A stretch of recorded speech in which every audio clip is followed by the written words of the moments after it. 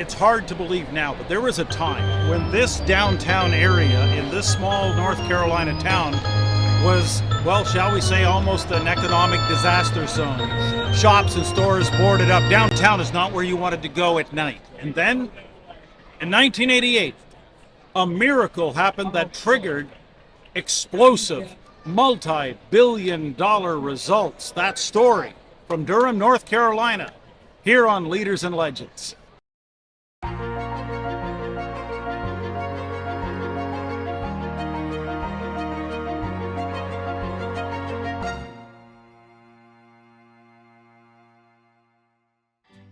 We are in the top half of the sixth inning here at Durham Bulls Athletic Park, and the home team is trailing the Gwinnett Stripers by a score of 2-0.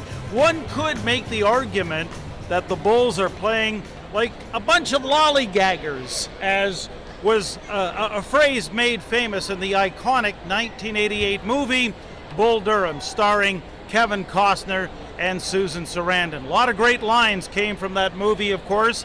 You got to play them one game at a time. It's a simple game. You throw the ball, you hit the ball, you catch the ball. Sometimes you win, sometimes you lose, and sometimes it rains.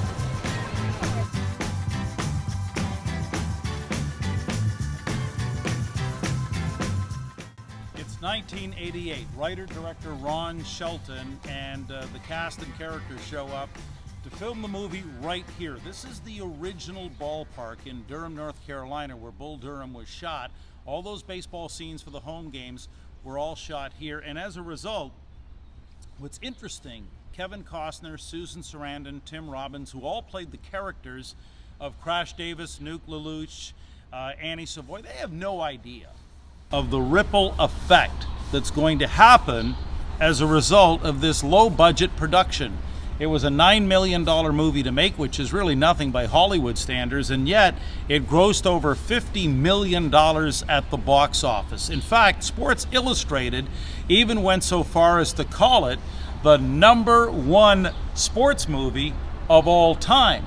But you can't help but look around at this park and not realize the incredible economic revival and cultural renaissance that came from the story that was told right here, that appeared on the big screen everywhere and later on VHS tapes, and it's still being watched to this day.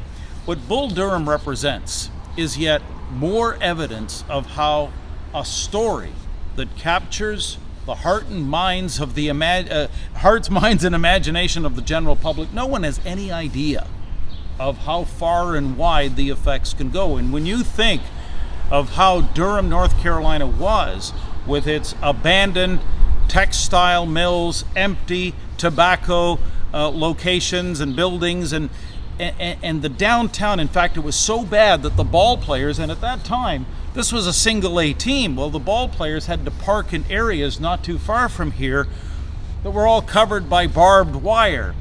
This was a rough and tumble town.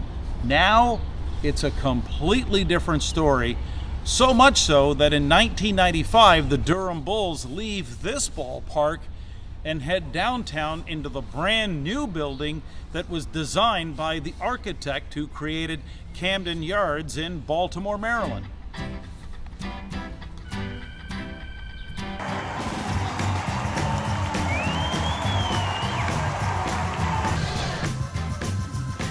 This is unbelievable. When the Durham Bulls win at home, they actually let the fans run the bases. And tonight, with the home team down by a score of 3-0, Jonathan Aranda turned these lollygaggers into 5-3 winners. A come-from-behind victory here at Durham Bull Athletic Park that in many ways mirrors the incredible resurgence that's been experienced here in Durham, North Carolina, ever since Crash Davis and company appeared on the scene to help tutor Nuke LaLoosh all the way to the big leagues. Never forget, it's a simple game. You throw the ball, you hit the ball, You catch the ball. Sometimes you win, sometimes you lose, and sometimes it rains. Thanks again for watching Leaders and Legends, where you never know who you're going to meet or what you'll discover.